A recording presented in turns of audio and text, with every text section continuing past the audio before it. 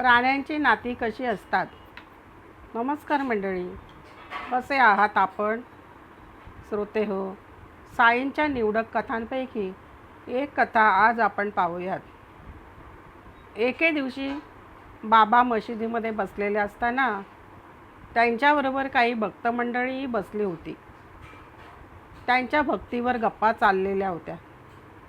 त्याच वेळी मशिदीतील भिंतीवरील एक पाल चालताना चुकचुकली होती आणि तिची चुकचुक सर्वांनीच ऐकली होती. सर्वसाधारणपणे पालीचे चुकचुकणे किंवा पाल अंगावर पडणे यात भविष्यातील घटनांची काही सूचना असल्याची लोकांची पूर्णपणे समजूत असते. त्या बसलेल्या भक्त मंडळीमध्ये एका गृहस्थाने बाबांना विचारले की बाबा, या पालीच्या चुकचुकण्यात काही अशुभ संकेत तर नाही ना? त्यावर बाबा म्हणाले, अरे, या पालीची बहीण तिला भेटण्यासाठी औरंगाबादवरून येथे येणार आहे, म्हणून तिला खूप आनंद झाला आहे आणि त्यामुळे ती पाल चुकचुक करीत आहे.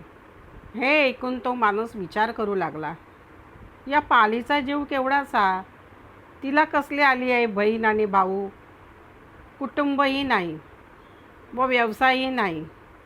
बाबा विनोदाने काही बोलले असतील, पण बाबा काहीतरी बोलणाऱ्यातलेच नव्हते.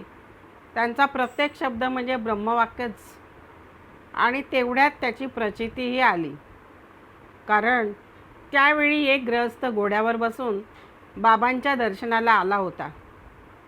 त्यावेळी बाबा अंघोळ करीत होते, म्हणून आपण तोपर्यंत बाजारात जाऊन घोड्यासाठी काहीतरी खाद्य म्हणून हरभरे घेऊन येऊ, म्हणजे वेळ वाचेल, असा विचार करून तो बाजाराला निघाला. पण त्याआधी काखेचा तोबरा काढून तेथेच झटकून त्याने साफ केला आणि तो उपडा आपटतानाच त्यातून पाल बाहेर पडली आणि ती पाल घाबऱ्या सर्वांच्या देखत भिंतीवर चढली आणि त्या आवाज करणाऱ्या पालीकडे गेली. एकमेकींना पाहून त्यांना खूप आनंद झाला.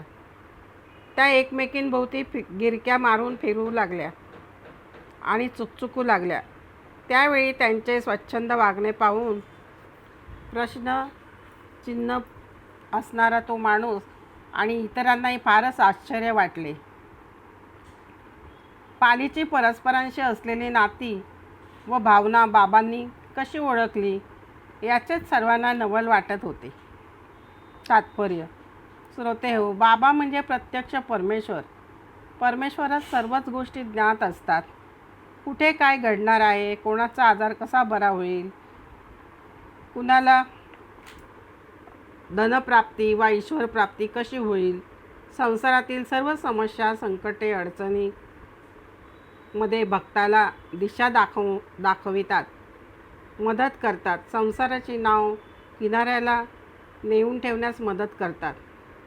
एक प्रकारे दीपस्तंभाप्रमाणे सद्गुरू कार्य करतात. श्रोते हो, तुम्हाला कथा कशी वाटली? कथेला लाईक व सबस्क्राईब करा, शेअर करा, ही नम्र विनंती. धन्यवाद.